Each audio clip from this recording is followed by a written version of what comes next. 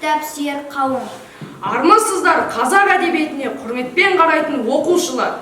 Адамзат баласының қол жеткізген ұлы игіліктерінің бірі білім қазынасы.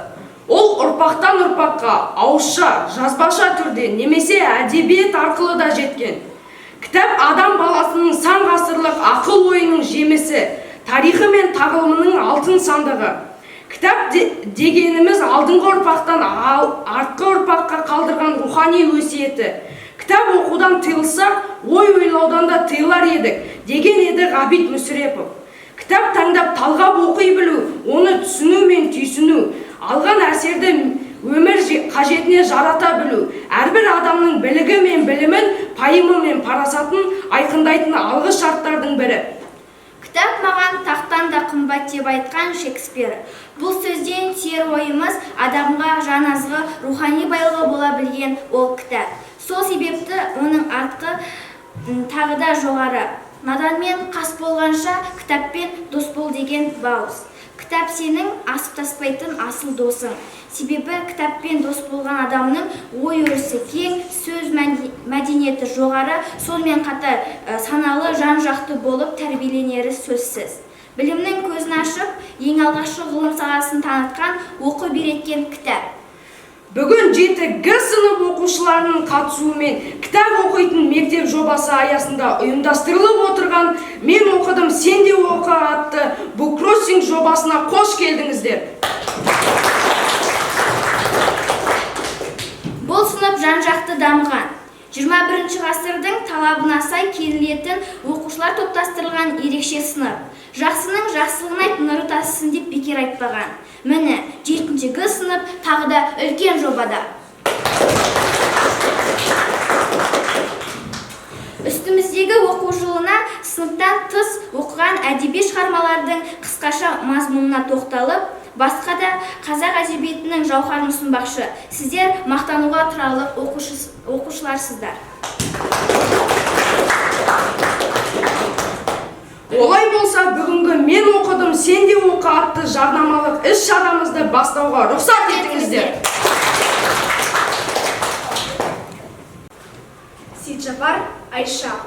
Бүгін мен сіздерге ұсынғалы отырған поэмам Гүлбақыт Қасеннің «Алаштың Барлыбегі» поэмасы.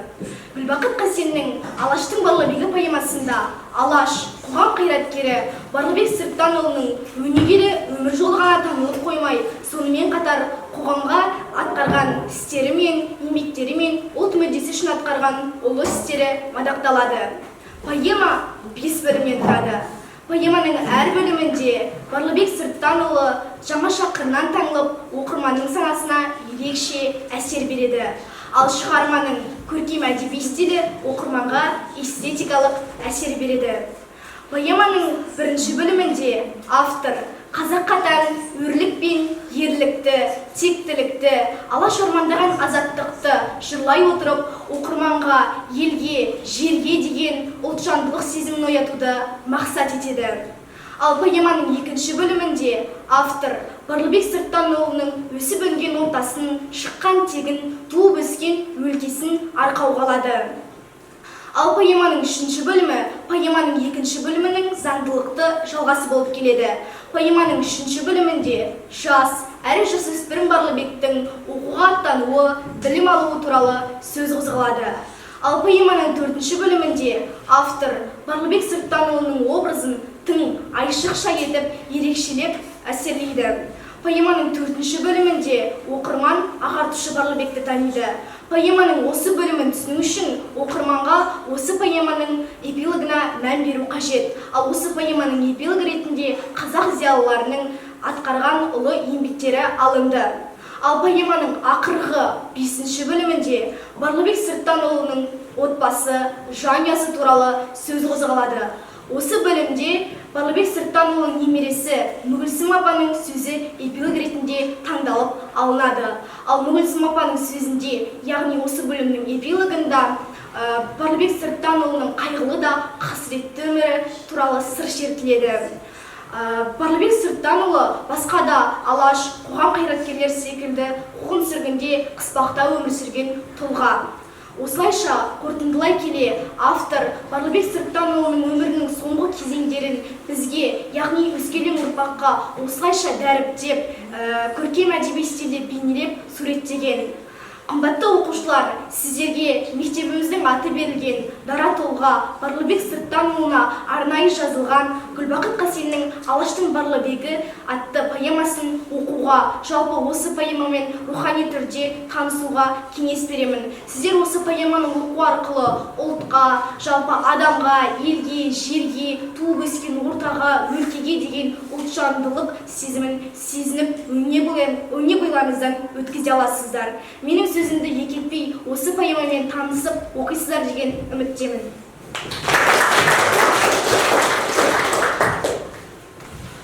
Шәкен Күмісбайұлы Барлыбек тану саласында әлденеше рет қалам тартқан зерттеуші десек те болады. 1990 жылы Сәкен Өзбекұлының Барлыбек Сырттанов атты кітабы жарық көрген. Шәкен Күмісбайұлының қанмен жазылған заң шығармасы Барлыбек Сырттанұлының қара сөз жанрындағы алғашқы туындысының басы болып отыр. Ол шығармада Барлыбек Сырттанұлының ғибаратты ғұмыры мен ұлт мүддесі үшін атқарған қызметі шеберлікпен суреттелген. Автор шығарманы тарихи шындылықтарға сүйеніп отырып жазған. Жазушының негізгі деректері мен естеліктері шығарманың шынайылығын нығайта түскен. Бұл шығарманың басты кейіпкері Барлыбек Сырттанұлы. Барлыбек Сырттанұлының образын нығайту үшін тарихи тұлғалары да қосылып жазылған.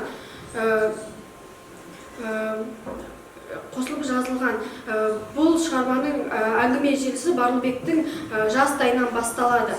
Барлыбектің әкесі Сырттанда айрықша атаған жөн. Сырттан халық арасында ерекше беделге ие болған кісі.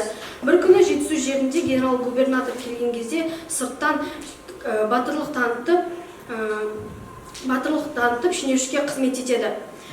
Осы қызметіне риза болған генерал-губернатор Сырттанға ақша ұсынады. Бірақ та Сырттан ақшадан бас тартып, өзінің 2 баласын мектепке оқытуға көмек сұрайды. Осылайша дана әкенің арқасында Сырттанның 2 баласы Барлыбек пен Тұрлыбек мектеп табалдырығын аттайды. Автор қазақ қоғамындағы Сырттанның образын айтып,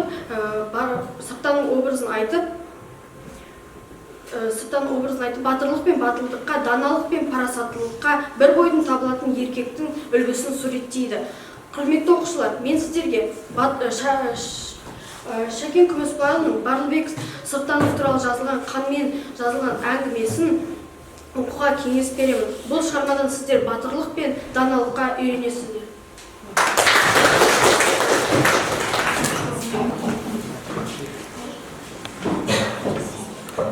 Әсен Арслан. Өтеген батыр дастаны Жамбыл ұстазы Сүйінбайдан үйренгенін айтқан. Бірақ ақын жаттап алған тастанды құр қайталаған емес, ол өз жанына алуан түрлі сөз алмастарымен, терең ой толғамдарымен жырдып айтқан. Өтеген батыр дастаны көркемдік байлығымен, оқиға желісі жөнінен қарағанда өзге эпостық шығармалардан ерекше шығарма. Бас кейіпкер халық батыр Өтеген қос мүйізбен дүние келуінің өзі қазақ дәстүрлі эпостарында кездесе беретін тосын жағдай. Әрине, дүниежүзі эпостарында батырдың ғажайып туу мотиві бойынша мұндай жайттар орын алады. Қос мүйізді Өтеген күллі әлемді мифпен астасып танылған. Ескендір патшаның қос мүйізімен ғана салыстыра аламыз. Ескі мен жаңаның қиюын келтірген ақын ежелгі мифологиялық сандарды 18 ғасырдағы тарихи оқиғалармен сыналай кіріктіреді. Өтеген тарихи тұлға Өтеғұлұлы Өтеген 1699 жылы Шу өзенінің бойындағы Хантун етегіндегі Изенді деген жерінде дүниеге келген. Қайтыс болған жылы 1770 жылы Жамбыл Жабаевтың патшаны ұлдарлау деген көзқарасы Өтеген батыр дастанында анық көрініс табады. Дастанда орын алған тарихи оқиғаларды ескерсек, дастанның шынайы екендігіне көзіміз жетеді. Жетісу қазақтарын азат етуде Өтеген батырдың ерлігін көркем етіп жырлаған. Құрметті оқушылар, мен сіздерге Жамбыл Жабаевтың Өтеген батыр дастанын оқуға кеңес беремін.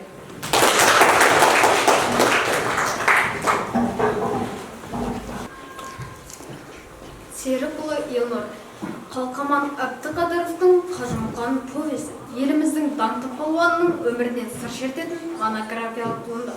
Қажымқан атамыздың балалық шағы Ақмола жақта өткен. Жастайынан қиыншылық көріп, сол қиыншылыққа төзе біліп, әлемге атақты палуан болған атамыздың өмір жолымен танысу үшін оқыған осы повест маған ерекше әсер қалдырды. Қажымқан қазақтан шыққан тұңғыш күш атасы, қазақ палуандарының атасы десек те артық етпес. Осы повесттің прологын автор бұл берген уәдемеді деп атады.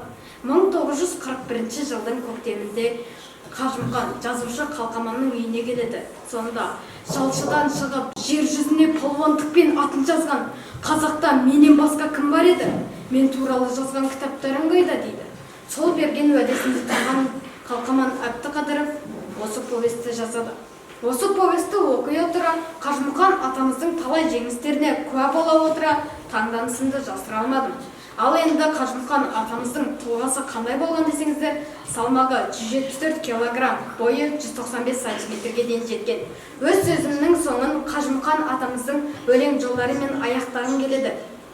Батырындай бағалап бұрын өткен, аңыз етіп әкеткен қырын көктен, айға қара бесінер арстанмын, алысқанның алдында дірілдеткен. Қажымқанмын, қазақта күшім асқан, палуандықтан атайым біраз дастан. Орыс палуан атанып 12 жыл, 20 жыл патшалықтың жерін басқам.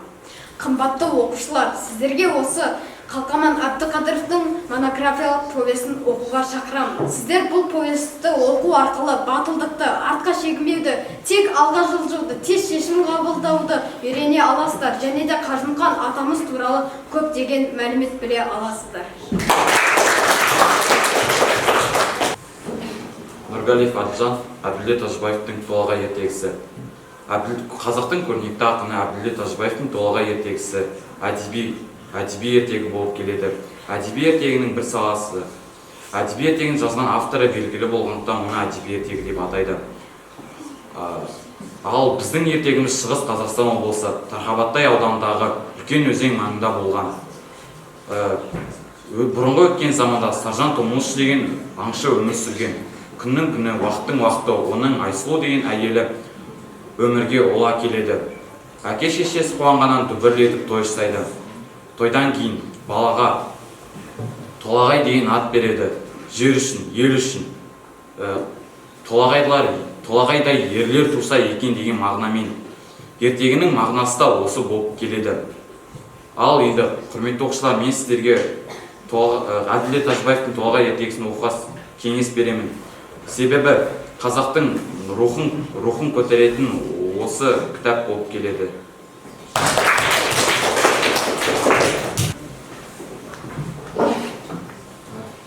Марат Сұлтан, Жамбыл Жабаевтың Көреғұлы дастаны. Жыршылық дәстүрінің заманауар арасындағы алтын көпірі болған. Жамбылдың кең көсіле жырланған дастанының бірі Көреғұлы дастаны. Дастан сөзі біздің тілімізге парсыдан енген. Парсы тілінде айту, баяндау, жырлау деген мағынаны білдіреді. Өкінішке орай таңды таңға ұрып айтар жыр жолдары біздің күнімізге дейін толық жетпеді. Қазақ даласында осы көне жырдың 33 нұсқасы таралған. Жамбыл жырлаған Көреғұлы дастанында ақынның өзіндік қыры айқын танылған. Жамбыл жырлаған Көреғұлы дастанын Құлманбеттен үйренген. Құлманбеттен үйрендім деуінің өзі Жамбылды қарапайым, кішіпейіл болғанын көрсетеді. Осы дастанды 15 күн бойы тоқтамай айтқан екені. Бірақ оны таңның атасы, кештің батасы деп түсінуге болмайды. Көбіне кешке қарай жиналып, жатар орынға айтылатын уақыт. Құрметті оқушылар, оқырмандар, мен сіздерді Жамбыл Жабаевтың Көреғұлы дастанын оқуға кеңес беремін.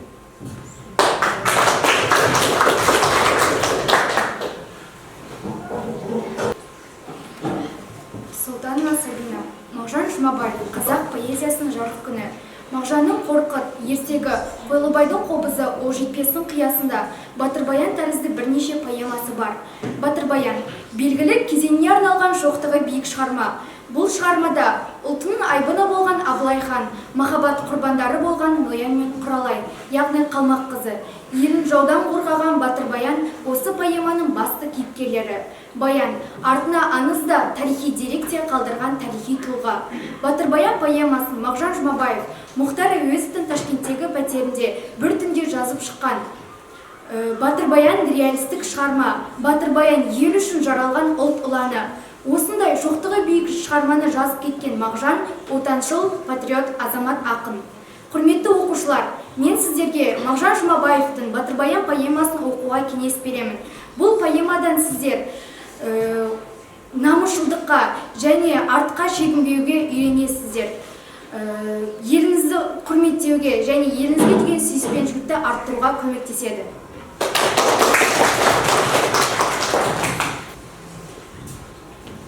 Қазақбай Әмина, Жамбыл Жабаевтың Бақдәулет ақылдастаны. Жыр алабы Жамбыл жылаған Бақдәулет ақылдастаны алғаш рет 1982 жылы жарияланды. Бұл дастанда Жамбыл өмірлік ұстамдары мен терең философиялық көзқарасы айқын көрініс тапқан. Жамбыл прозалық фольклор үлгерінде айтылған, ғибаратты оқиғаны өлеңмен жеткізген. Қысқаша мазмұндап берсем, ертеде Бақдәулет ақыл әрқайсысы өздерінің артықшылығын дәлелдеуге серпін жасады. Олар бір байдың егінін күзететін Меки деген жігітке қонады. Меки егін басынан тауып алған гауһар тастың кенін көрсетіп, Хакім Бейбатшаға бала болады. Хакім Бейбатша баласын үйлендірмек болады, ал Меки тек патшаның қызын ханшайымды алғысы келеді. Хакім Бейбатша патшаға құда түседі. Олар үйленгеннен соң ханшайым әкесіне күйеуінің қылығын айтып шағымданады. Оны естіген соң патша Мекиді дар басына келтіреді. Қолыма еріккен соң домбыра алдым, өлең қып хикаяны айтып салдым. Бақдәулет ақыл менен серт байласқан, көп сүздеп сол шеуін бек сандалдым. Шеуі кес келтірген бұлайша тап, бірі дәулет, екісі ақыл мен бақ. Бас қосқан өздерінің мәжілісінде мен артық деп болды жақшақ. Құрметті оқушылар, сіздерді Жамбыл Жабаевтың Бақдәулет ақылдастанын оқуға кеңес беремін. Бұны оқи отырып, сіздер шыншылыққа, даналыққа үйренесіздер. Тек қана Бақдәулет ақылдастанын ғана емес, басқа да шығарма өлеңдерін оқуға кеңес беремін.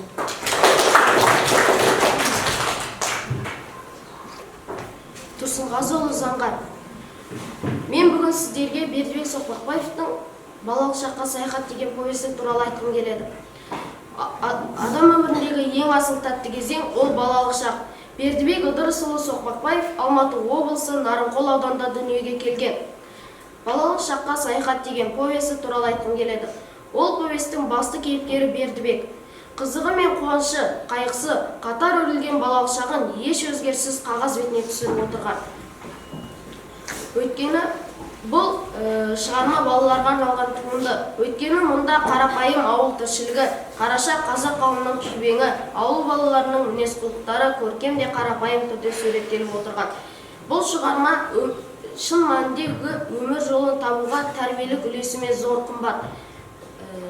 Бұл шығарма балалық шақтың балғын мезгілдерін көз алдымызға әкелетін шығарма болғандықтан өзімізге өте жақын. Мен осы Бердібек Соқпақбаевтың «Балалық шақ» менің атым Қожа повесін оқығанмын. Ол повесте әкесі жоқ жарты жетім жайлы, апайының сөмкесіне бақа салған жайлы, түрлі бастан кешкен оқиғалар жайлы айтылған. Қымбатты оқушылар, мен сіздерге осы повестерді, шығармаларды ұсынамын. Өйткені бұл повестерде сіздер түрлі хикаяларды көріп, өздеріңіз қалаған шешімді жасай аласыздар. Бұл повестер сіздерге ұнайды деген үміттемін.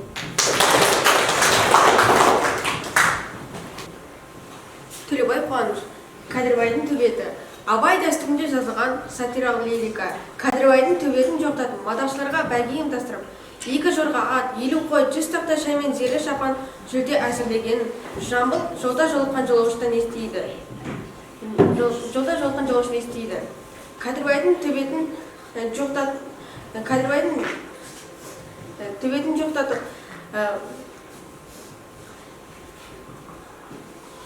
Кәдірбайдың Төбетін жоқтатқан жамбыл жолауыштан естиді. Төбетін жоқтатып жатқан байдың үйіне жамбыл да келеді.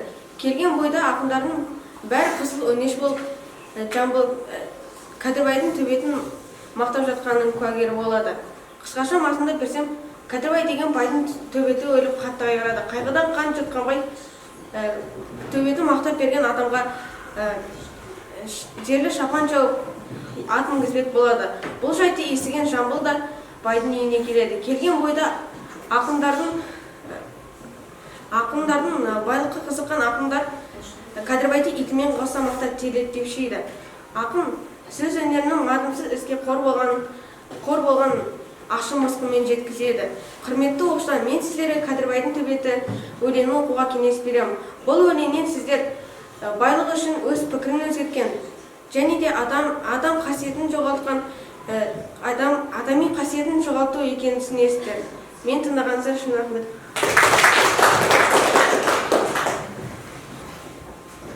Қанат Қызмербек, Мұқағали Мақатаев. Мұқағали бүгінде бұл есім күллі қазақ даласының образын оятады. Мұқағали жырларына түңілген әркімнің жан сарайысы кеңей берері анық.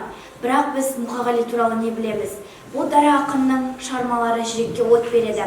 Бұл дара ақын бізге қалдырып кеткен мұралары аз емес. Мавр, Ару ана, Аққулар ұйықтағанда, Қырандастар қош болыңдар және тағы да басқалары. Осының ішінен мағынасы жағынан бір төбе Аққулар ұйықтағанда поэмасын алғым келеді.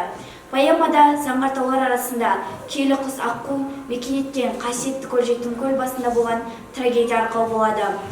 Жетімкөл аққуынан ана баласынан айырылуы, аққуды атпау, атадан балаға келе жатқан жақсы жоралғы. Орнындакен Жетімкөл жоғалмапты, ортаймапты немесе толмапты, жағалауын жауыпты жасыл жалбыз, қасиетті аққулар оралмапты деген осы эпилогпен поэма аяқталады. Мұқағали поэмалары құдды бір көктен нұр төгілгендей. Мұқағали есімі қазақ поэзиясының символына айналған ұлы ақын. Құрметті оқушылар, көрермендер, мен сіздерге осы Мұқағали Мақатаевтың Аққулар ұйықтағанда поэмасын оқуға кеңес беремін. Тек қана осы поэмадан бөлек Мұқағали Мақатаевтың әр шығарма повестарының барлығы жүрекке от берері анық.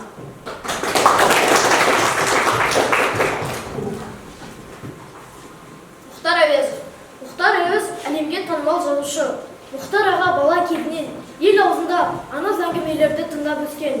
Олардың ішінде Көксерек әңгімесі бар. Көксерек әңгімесі 1928 жылы Ташкент қаласында жазылған. Бұл шығармада әке мен баланың арасындағы текетіресте, қас пен дұшпан арасындағы азаттықта көрсетілген. Тілі өте жеңіл, әрі қызықты. Әңгіме өзі 28 бетті құрайды. Шығармада адам мен табиғаттың арасындағы қайшылықта көрсетілген. Қасқырдың өзінің ішінде бірін-бірі жеп жатқаны, қасқырдың адамға шаппауы мүмкін емес. Құрмаш өзінің хас жауын аяған үшін құрбан болып кетті. Қымбатты оқушылар, мен сіздерге Мұхтар Әуезовтың осы бір керемет Көксерек атты әңгімесін оқып шығуға кеңес беремін. Тек бір ғана емес, жалпы барлық әңгіме повестерін оқуға кеңес ұсынамын. Жұмаділ Әмина, Оқжетпестің қиясында 1923 жылы Ташкентте жарық көрген Мағжан Жұмабаевтың поэмасы. Бұл поэмада Кенесары Қасымұлы туралы бір аңыз. Қазақ халқы туралы бір үлкен тақырыпқа ұласқан. Осы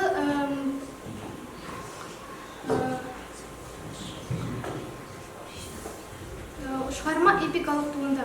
Қазақ халқы бодандық қоғамға көнбеген ел. Соның дәлелі Кенесары Қасымұлы бастаған көтеріліс. Тарихта із қалдырған айтулы оқиғаны көркемдік идеяға көтеруде дәл осы туындының орны ерекше. Осы поэманың басты идеясы тәуелсіздік үшін күрес. Ақын өзі таңдаған ойдың айналасында тарихи деректер мен материалдарды еркін түрде қолданған.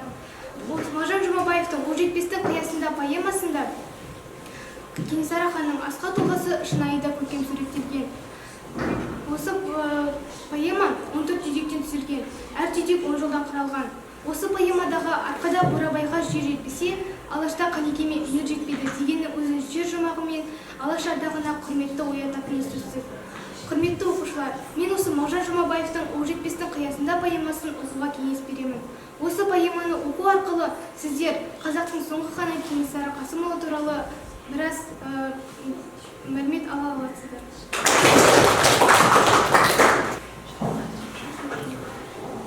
жақсы көркем. Мұхтар Әуезов қанша зерттелсе де таусылмайтын шексіз тақырып. Әуезовтің жазушы ретінде басты артықшылығы тілінің өзгешілігінде. Осындай заңға жазушы болуына Ұлы Абайдың да әсері болғаны анық. Мұхтар Әуезов сол өңірде туып өскендіктен жергілікті жердің тарихын жақсы білген. Оған дәлел Қараш-Қараш оқиғасы повесі. Шығармадағы басты кейіпкер Бақтығұл. 16 жасар Бақтығұл, 10 жастағы жалғыз інісі Тектіғұл екеуі жастайларынан жетім қалады. Бақтығұл өзіне отбасына жасалып отырған жауыздықтармен бірнеше мәрте бетпе-бет келсе де, бұған адал еңбегімен ел қатарлы күн көріп төзімділік танытқан.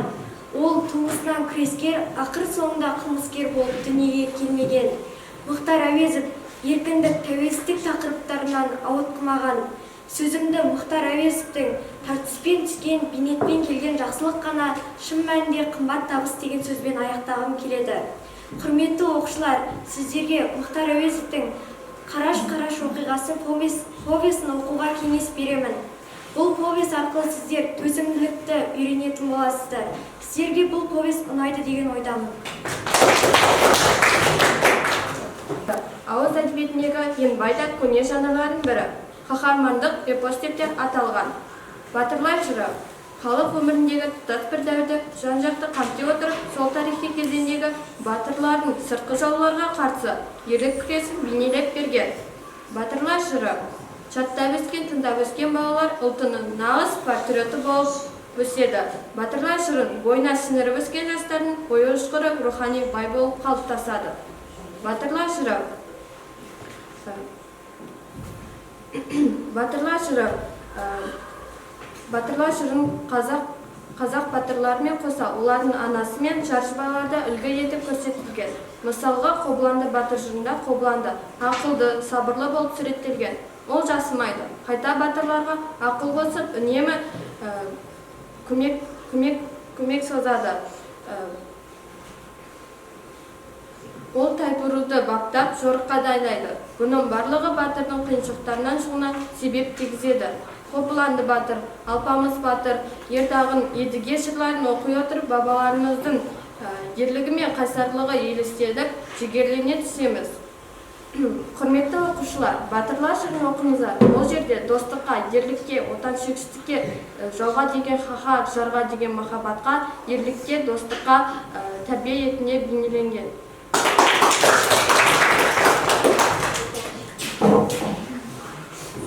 Мұхтар Шаханов, Есмұхан Елнұр, Нарынқұм зауалы. Мұхтар Шаханов шығармашылығының ерекшелігі. Оның қарапайымдығында Мұхтар Шаханов қазақ әдебиетінде ерекше жарқырап тұрады. Бұл ақын халқын, тілін ерекше құрметтейді, пір тұтады. Мұхтар Шахановтың бірнеше поэмалары бар. Соның ішінде ең шоқтығы биігі Нарынқұм зауалы. Нарынқұм зауалы тарихи құндылыққа арналған. Жауынгер ақын Махамбет Өтемісұлы жерінен айырылған халқын жоқтап, Исатаймен бірігіп, патша, хан, сұлтандарға қарсы шығады. Соғыста Исатай қайтыс болып, артынша Баймахамбет сұлтанның бұйрығымен Махамбет те көз жұмады. Нарынқұм зауалы екі бөлімнен тұрады. Біріншісі Махамбеттің соңғы монологы болса, екіншісі әке үкімі деп аталады. Біз осындай поэмаларды оқи отырып, өзіміздің тарихымызға үңілеміз. Сол себепті мен бар оқушыларға Нарынқұм зауалы поэмасын оқуға, тарихымызға үңілуге шақырамын. Бейбіт Бейбарыс. Ауыз әдебиеті ерте заманнан құндылығын жоғалтпай, ұрпақтан ұрпаққа жеткізіп келе жатқан қазақ әдебиетінің мол бір саласы батырлар жыры. Батырлар жырының басты тақырып ерлік, батырлық, елді сыртқы жаулардан сақтау. Батырлар жырында үнемі батырлардан ажырамас серік тұлпарлары суреттеледі. Егер де батыр деген сөздің мағынасын үнелескен бағадыр тірек сөзін, яғни ержүрек, қаһарман, күрескер деген мағыналарды аламыз. Қазақ батырларының жырынан кеңінен тарағандары Алпамыс батыр, Қабыланды батыр, Ертағын, Қамбар батыр. Осы батырлар жырының көбінесе көп тарағаны Қамбар батыр жыры. Қамбар батыр жырының арқау болған тақырыбы жер мен ел намысын қорғау, бай мен кедей арасындағы тартыс. Жырдағы оқиға Әзілбайдың байлығы мен назымның сұлулығы суреттеуден басталады. Жырда тағы Қамбар батыр мен Қараманмен жекпе-жегі жақсы суреттелген. Қамбар батырдың өзінің сенімді де серік тұлпары Қарақасқа Қарақасқа ат болады. Қамбар батыр өзінің сенімді сері тұлпарына теңейді. Жалпы батырлар жыры біздің еліміздің тарихының ескі заманын көрсетеді. Құрметті оқушылар, сіздерді батырлар жырын оқуға кеңес беремін. Сіздер біздің ел қорғаушыларыңызбен өмірмен бір шертіп шыға аласыздар. Батырлар жырын оқыңыздар.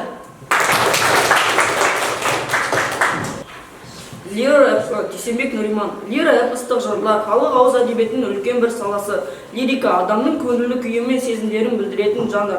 Қазақтың төл туындылары Қозы Көрпеш, Баян сұлу, Қыз жібек, Айман Шолпан. Осылардың ішінде бүгінгі таңда тоқталғым келіп отырғаны Қыз жібек жыры. Қыз жібек жыры қазақтың көне мұраларының бірі. Лира эпостық дастанның ішіндегі ең көркемі. Қыз жібек жырында негізінде көптеген терең тарихи оқиғалар жатыр. Қыз жібек жырының негізгі кейіпкерлері Төлеген мен Жібек бірін-бірін шын сүйген жандар. Әкесінің кері батасын алған Төлеген өлімі мен Жібектің қайғылы мұнының тарихи қайғылы арқауы болып табылды. Бұл тарихи мұнды оқиға қазақ халқын күл әлемге танытқан жыр. Бұл жырдың болған жері Батыс Қазақстан. Жырдың негізгі кейіпкері Төлеген ешқашан бай батыр болуды көксеген емес. Оның арманы тек қана сұлу, адал, ақылды қызды өмірлік жар ету. Анасының айтуы бойынша жылқыдан 120 жылқы алып, екі күн іздеуге аттанған. Іздеп жүріп шекті деген елге келіп жар салған. Жардағы сұлулық пен адалдықтың символы Қыз жібек болған. Құрметті оқушылар, мен сіздерге осы сипатталған Қыз жібек жырын шын ниеттен оқуға кеңес беремін. Қыз жібек жырын оқу арқылы қазақтың басынан өткен бір тарихи оқиғамен танысасыздар. Нұрлан Омрагер. Ильяс Есенберлин Ақмола облысында дүниеге келген. Ильяс Есенберлин бұл көсер қазақ халқының аса көрнекті жазушыларының бірі. Ильяс Есенберлиннің шығармаларында тарихи шындық жазылған. Мен сіздерге бүгін Қаһар атты роман туралы айтып бергім келеді. Бұл романда Кенесары Қасымұлы бастаған қозғалыстың мәселелері туралы айтылады. Жазушы Кенесары көтерген ту астына халық неге кірді деген сұрақтың жауабын іздеген болатын. Кенесары образын жан-жақты көрсете отырып Абылай өзінің арқатасы Абылай екенін де айтып өткен болатын. Бұл романда аса орын алатын тұлға ол Абылай хан. Қазақ тарихындағы аса ірі тұлғалардың бірі Абылай хан. Құрметті оқушылар, мен сіздерге осы Ильяс Есенберлиннің Қаһар атты романы туралы айтып бергім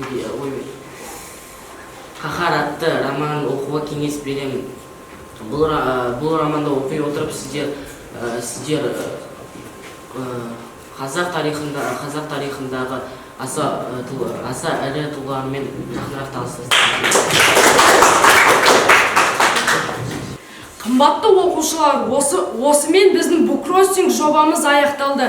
Енді біз әділ қаза алқасының шешімін көреміз.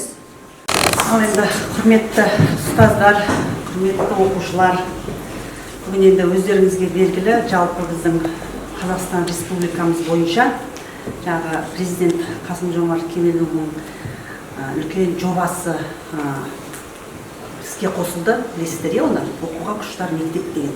Бұл үлкен жоба. Осы жобаның аясында біздің мектепте жаңағы кіші мектепшілік жобалар жүзеге асып жатыр. Соның бірі міне өздеріңіз бүгін буккроссинг жобасы бойынша үлкен бір нәтижелі жұмыс істедіңіздер. Енді мен ең бірінші мына оқушыларға үлкен алғысымды және Ғалия Мұхамеджанқызына үлкен алғысымды, мектеп кітапханашыларына, сынып жетекшілерге үлкен алғысымды айтқым келіп отыр. Өйткені балалар шынында да үлкен дайындықпен келген. Енді жарнамалау дегенді өздеріңіз білесіздер, бұл оқу мақсатында бар ғой бізде, Ғалия Мұхамеджанқыз. Жарнамалау деген оқу мақсатында бар, бұны қалай жасалатынын білесіздер. Енді бала жарнамалау үшін негізінде ол жаңағы шығарманы адам өзінен өткізу керек. Солай ғой, ол шығарманы бірінші өзі оқу керек, бастан аяқ білу керек. Енді барлықтарыңыз сол шығарманы оқып келген шығарсыздар деп мен ойлаймын. Мен сондай ойда отырмын. Енді көп рахмет. Шынында да жақсы жарнамалаған балаларымыз да болды. Сонымен қатар жаңағы өздеріңіз көздеріңіз көріп отыр. Ұмытып қалып жатқан балаларымыз да болды. Жаттанды түрде айтқан балаларымыз да болды. Дегенмен де жаңағы мына кітапты көп оқыған оқушылар мына еркін түрде сөйлеуге мейлінше тырысу керек деп мен өзім ойлаймын. Себебі ол жаттанды білім, ол еш уақытта жаңағы жаттанды білімнің аты жаттанды білім. Ол ертең ұмытып қалуларыңыз мүмкін. Сондықтан да ең басты жаңағы критерий бұл жерде еркін сөйлеуге берілу керек шығар деп өзім ойлап отырмын. Енді кітап жалпы оқисыздар ғой үйден, иә? Тек қана мектеп бағдарламасындағы әңгімелер емес, сонымен қатар қосымша көп кітап оқу керек. Мысалы, бір айда қанша кітап оқисыздар? Ең көп кітап оқыған кім? Қазір қандай кітап оқып жатырмыз? Қазір мен мынандай кітап оқып жатырмыз деп айта аласыздар ма? Міне осындай сұрақтарға айта ғой, қандай кітап оқып жатырсыз? Абай жолы. Абай жолын бастап жатырсыз, бітірдіңіз ба? Тағы да қандай кітап оқып жатырмыз? Мен де Абай жолын оқығам. Ол Абай жолы не? Біздер Абай жолын оқымаған қазақ емес деген үлкен бір ұғым бар. Сондықтан да Абай жолынан бастағандарыңыз өте жақсы бастама деп білемін. Сондықтан да кітапты оқыған адам ол әрқашанда жаңағы дүние танымы да, жаңағы зерттеушілік қабілеті да, ойлау, ой ұшқырлығы да барлық жағынан ең жоғары деңгейде болады. Кез келген жерде жаңағы сөйлеуге де ешқандай қаймықпайды ондай бала. Өйткені сөздік қор мол болады ондай балаларда.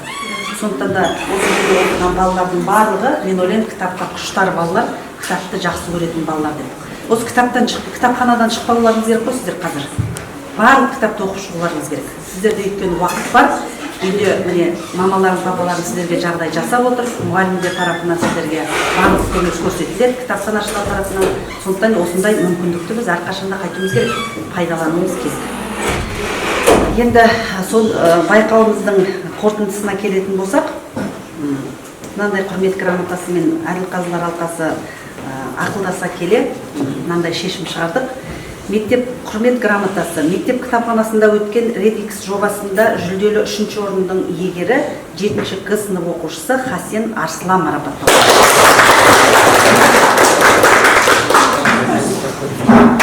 Құтты болсын. Дәл осындай мәтінде Ханымжан Ералы марапатталады.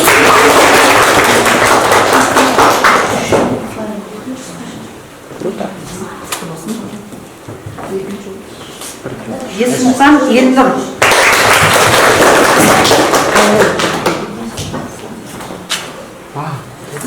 Тұрсынғазы Заңғар.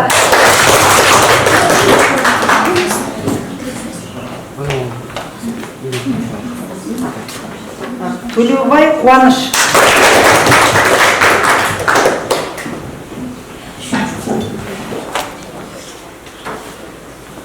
Нұрланұлы Мұрагер.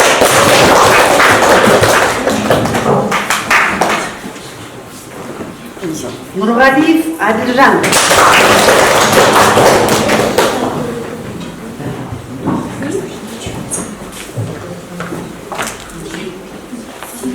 Қазақбай Амина.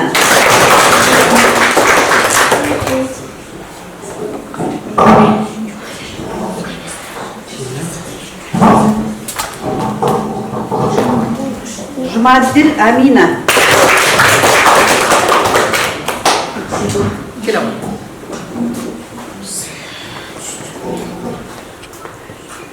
Сонымен қатар 2-ші орынмен Сұлтанова Сабина.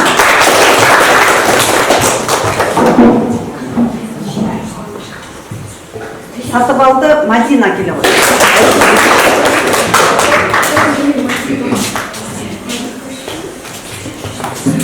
Пак Руслан.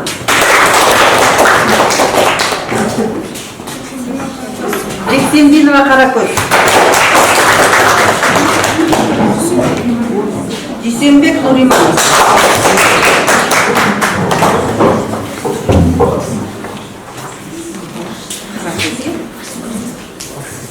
Бейбіт Бейбарыс. Бірінші орын иегері. Бейбіт Бейбарыс бірінші орын. Дәл осындай бірінші орынмен Берік қызы Көркем.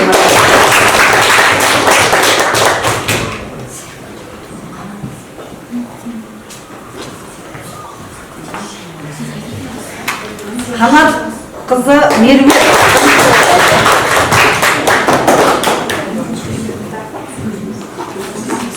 Марат Сұлтан.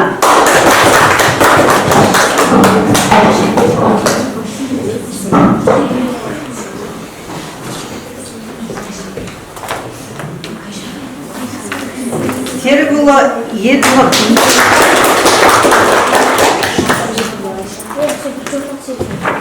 Енді сонымен қатар бүгінгі жетік жобасы аясындағы бас жүлде иегері Сейітжапар Айша бар.